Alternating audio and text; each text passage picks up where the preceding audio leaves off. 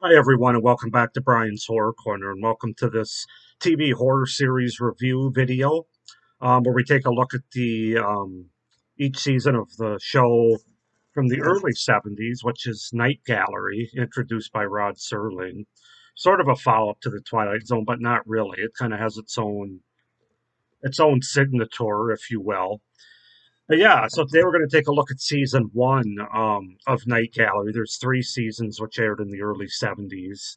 Um, and this series is interesting because you basically have two seasons that have like 15 to 20 different segments, like 6 to 8 episodes, and then you have one season in the middle that has 22 episodes and like 40 some segments. So it's really the balance of the series is really like this. It's really all over the place, but you really have to watch and review this series in segments as opposed to episodes, because many episodes have 2 to 3 different stories or segments, if you will.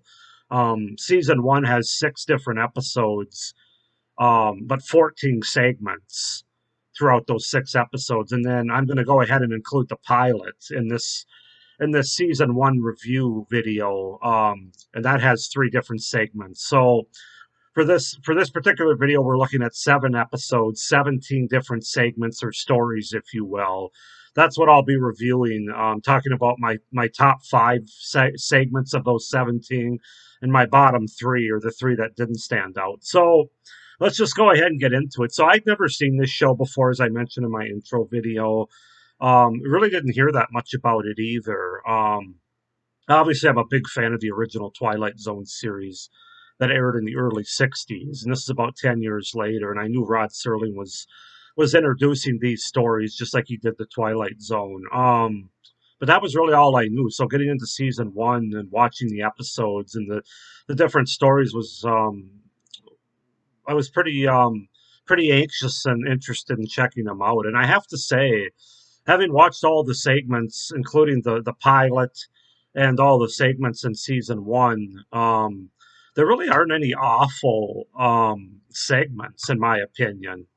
Um, there's just more segments that don't stand out to me as much. Those are going to be considered my bottom three, but even that, it's not like they're awful or terrible stories or anything. They just didn't quite hit me quite as positively as my top five, or even the ones that I don't mention here. So I just want to make that note. I don't know if that carries throughout the rest of the series. I guess we'll find out as this month goes on, as I get into seasons two and three, if that continues throughout the whole series. But for season one, I can say there wasn't one segment that I thought was, oh my God, that was awful, like in some other TV shows.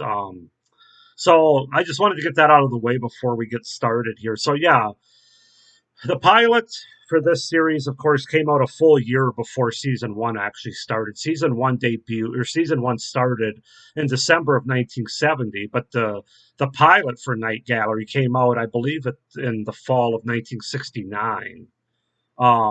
Like October, November, December of 1969. I can't remember exactly when. So much like Tales from the Dark Side in that manner, where that show's pilot came out a full year before the show actually got up and running as far as season one goes. Kind of the same here. So let's just get into these 7 different episodes, including the pilot, and 17 segments, including the pilot overall. So, um, I'll start with the three of my least favorite segments or stories of these 17 that I'm talking about in this season one review. Again, none of these are awful. They're just a little bit more forgettable, I guess, for me. I will say too that in some of the episodes that have 3 segments, the balance of the length of the segments or stories is also very up and down in terms of, some of the segments are like 10 minutes long and some of them are like 30 minutes long. So, I mean, you're getting different stories at different lengths of time. That kind of make it tricky too when it comes to really reviewing some of these stories that are involved here. But as I said, I'm going to be doing these rankings based on stories or segments, not episodes, because it just doesn't make sense for this series. So, my number three least favorite episode. I keep saying episode. I'm going to be doing that a lot throughout these videos.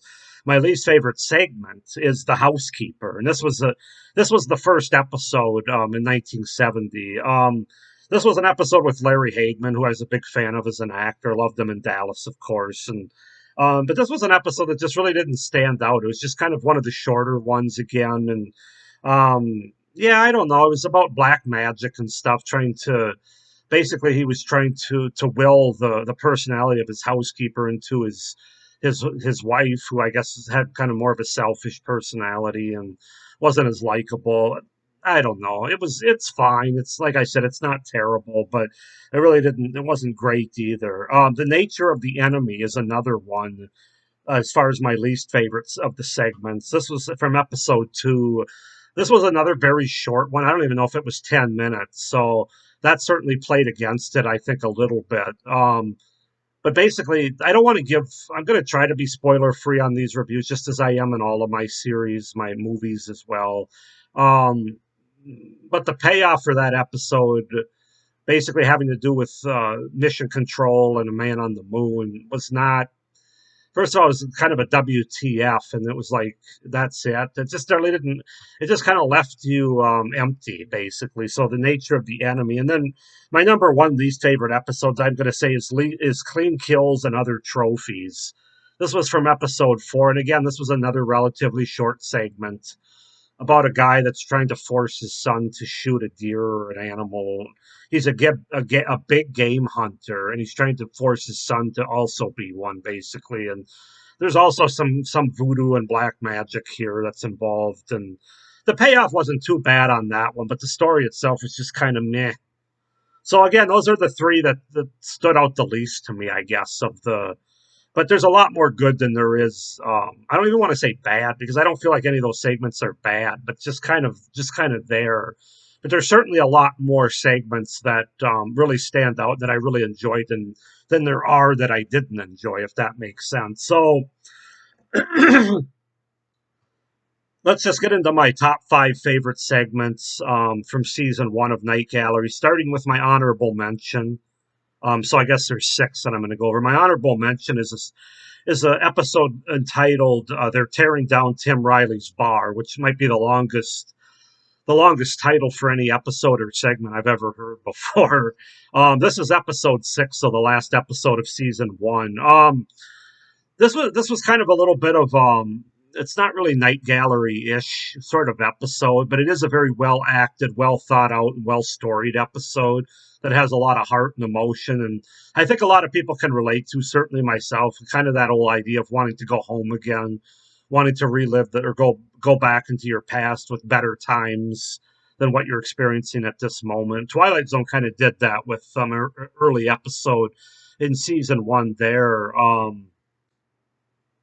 And of course the title is escaping me, but if you've seen the Twilight Zone series, you know which one I'm talking about, where the guy goes back to his hometown and basically when he was a kid, and why can't I think of the title of it?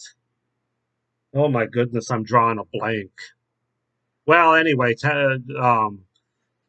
we both know what I'm talking about, hopefully. I shouldn't say we both, everybody watching this video. I feel like it's on the tip of my tongue, but I can't remember. But it's just that idea of wanting to go home again, wanting to relive or go back to the past. That's really what they're tearing down Tim Riley's bar is all about. And it's actually an episode that was, I believe, nominated for an Emmy for that particular episode, and I can see why. The acting is top notch, especially by the main character. But it really threw out all. The episode's got a lot of heart, and there's a lot of story, a lot of writing put into it, and they execute it pretty well. It just doesn't really have a lot of horror to it. You get glimpses of him from people and places of his past that sort of come up every once in a while, but nothing really scary about this episode. That's what I meant when I said it's not very. It's not. It's kind of a standout from the night gallerish. What most of these episodes really are. It kind of reminds me a little bit of the Twilight Zone episode they did with Donald Pleasance. Although that was still kind of a dark episode where he's the professor and he loses his job and he's contemplating suicide, and then um, some students in his class from years earlier come back who were, I think they served in war and they passed away now, but they come back as ghosts. But it kind of reminds me of that in terms of the heart that's involved in the episode. And of course, I can't think of that one right off the top of my head either. But it was a late season 3 episode with Donald Pleasance. Google it if you don't know it. So yeah, there's kind of a combination of that early season one episode of the Twilight Zone that I can't think of, and then the one with Donald Pleasance in season three. They're kind of this episode's kind of a combination of that. They're tearing down Tim Riley's bar. Definitely a good segment worth checking out, and it was definitely worthy, in my opinion, of an Emmy nominee. Of that kind of recognition. It just, as far as like what this series is for me, which is horror, it just it just doesn't stand. It can't be any higher than that. Basically, as an honorable mention. So, getting on to my number five favorite segment would have to be Lone Survivor. This is one. This is basically a segment about at sea, basically, where they stumble upon a guy in a lifeboat that's just floating by, and they pick him up. And yeah, I don't want to give too much away, but he was a passenger on a certain ship, and he's, let's just say that things aren't what they appear to be, as this particular ship discovers them, and it's got some really good twists and really good payoff at the end as well. I really enjoyed this episode. Very eerie, very creepy, with great acting as well, especially by the main guy they find in the lifeboat. I don't have the actor's name ahead of me, but he did a really good job. So, Lone Survivor, number five favorite from season one. The House from episode three. Did I say season five before? I meant episode five for Lone Survivor. Episode three, The House. This episode is very much a ghost story that I really enjoyed, about this woman who's having these dreams, these recurring dreams about approaching a house and knocking at the door, but then she turns around and leaves. Has a really good twist. I'm not going to say it was the most surprising twist you've ever seen coming, but it was just very good. And the young actress that played the main character was easy on the eyes. I'm not sure of her name. But she definitely made the episode engaging, and but it also had a very haunted house, creepy, just sort of eerie atmosphere going on. And when you can, for me, when you combine like a haunted house and like dream sequences, that's like gold to me. So, because I really enjoy like dreams and talking about dreams, and I also enjoy sort of the haunted house settings. Even though this house wasn't an old decrepit haunted house, but kind of a ghost house, if you will. So, The House is number four from episode three. My number three favorite segment's going to be Escape Route, which is the final segment in the pilot episode, which I'm including, from 1969. This one's all about Richard Kiley, who's the main performer and actor in this episode, and I don't think he's ever done a bad thing in his life. I mean, he's just one of the great actors of all time. Rest in peace to him. But he's just brilliant in this segment, Escape Room, and it's a very well, another one of these well written out, well conceived, well storied segments. I keep wanting to say episodes again. It's got a great twist at the end, which I actually didn't see that one coming. But just very effective all the way through. And so yeah, escape route or route, whatever you'd like, with Richard Kiley from the pilot. My number three. Number two is going to be The Doll from episode five. Episode five was a really solid one. We got two segments in my top five, both from episode five. Um, Lone Survivor and The Doll. Anytime you get a doll, they did this in the Twilight Zone. They did it in, I think, Tales from the Dark Side had one. Anytime you have a creepy doll that's involved, that's always like a top horror sort of movie, episode, TV series. It seems like those, they just don't, whether it be a doll or like what do you call them, a ventriloquist dummy. Anything like that's always ranks high for me. Whether it was the Twilight Zone or with this one entitled The Doll, and this is one about having to do with voodoo once again, where this British general is sent a doll that his I think his niece actually gets, and she really becomes attached to, and it ends up causing havoc, as you can imagine. And then this episode's also got a really awesome twist at the end, where turnabout is fair play. I'll just leave it at that. And I really enjoyed this episode, The Doll. But my number one segment or story, yes, this will be an ongoing thing, from the pilot episode, once again. As you can see, the two big winners as far as episodes from season one was the pilot and episode five. Um, The Cemetery, the very first segment that ever aired for this series with Roddy McDowall, and it also has Ossie Davis in it. This is just this had everything I wanted from a horror TV series, from the music to the sort of the atmosphere going on, a thunderstorm outside, to the acting was top notch, the creepiness was top notch in terms of what you sort of see in this sort of canvas that they use. I'll leave it at that. It's got a really good twist once again at the end, which always you always get me with the twists, especially when they're effectively done. So yeah, the cemetery, just brilliant. As you can probably see by my list, the segments that they put more into, the ones that were longer, like Escape Route, like the cemetery, the doll, the lone survivor. Those tend to be the house. Actually, all six of these, including my honorable mention, were all of the longer variety episodes that were at least 20 to 25 minutes. And my bottom three were the shorter ones. So coincidence, probably not. But yeah, I really enjoyed season one, man, of Night Gallery, including the pilot, the first 7 episodes pilot included, and 17 segments. I'm looking forward to getting on to the second season, and I think it's 22 episodes and like 46 segments. So it's going to take me pretty much the rest of the month. I will say that this month, this series is probably going to spill over into September, at least going in through Labor Day, I would guess. And part of that is because I'm actually going to be gone for a week, and I'm not going to have the ability to watch this coming up from like the 15th through the 22nd here. So there's no way I'm going to be able to get through season two and then also add on season three. And there's also a few bonus episodes included with this.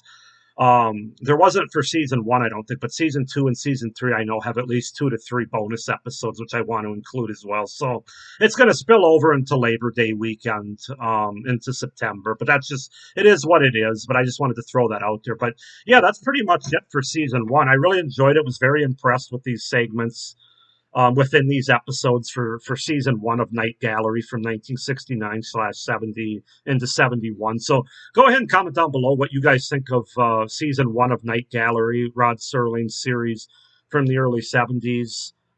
Please like this video and hit the little notification bell below so you don't miss any of my upcoming video reviews for this series, and please be sure to subscribe to my channel so you don't miss any of my great horror content, not only this series, but well beyond. But thank you for watching. Hope everybody's doing well. Stay scared. Bye.